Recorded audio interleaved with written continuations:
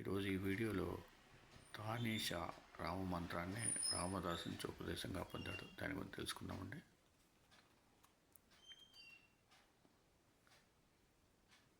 మామూలుగా తానీషా కళలో రాముల వారు లక్ష్మణుల వారు కనపడి 6 లక్షల వరహాలు ఇచ్చిన తర్వాత రసీదు తీసుకున్నారు. తర్వాత రామదాసుని విడిపించారు.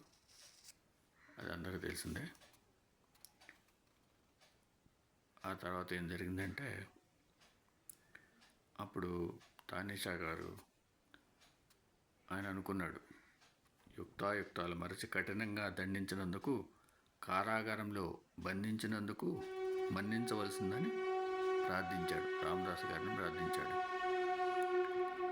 ఎంతగానో గౌరవించి శ్రీరామ కైంకర్యార్థం విశేషంగా రొక్కాన్ని, చీనీ చీనాంబరాలను, జవహరిని ఇచ్చారు. రామదాసు నుంచి తాను రామమంత్రాన్ని ఉపదేశం పొందారు. ప్రతి ఏటా పరంపరగా దేవస్థానానికి, స్వామివారి పూజకు, కళ్యాణానికి ఆభరణాలను ఏర్పాటు చేశాడు. సకల లాంఛనాలతో సగౌరవంగా రామదాసును భద్రాచలానికి సాగనంపారు. రామదాసు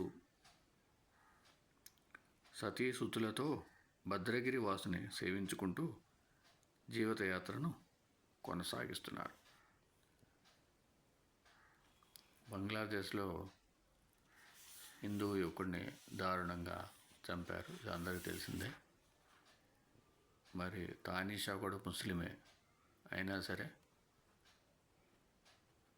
పూర్వజన్మ సుకృతం వల్ల రామలక్ష్మణుల దర్శనమైంది కలలో. ఆ తర్వాత రాముడి యొక్క గొప్పతనం కూడా తెలుసుకున్నాడు. అట్లాగే ముస్లిమ్స్ కూడా తెలుసుకోండి రాముడి యొక్క గొప్పతనం.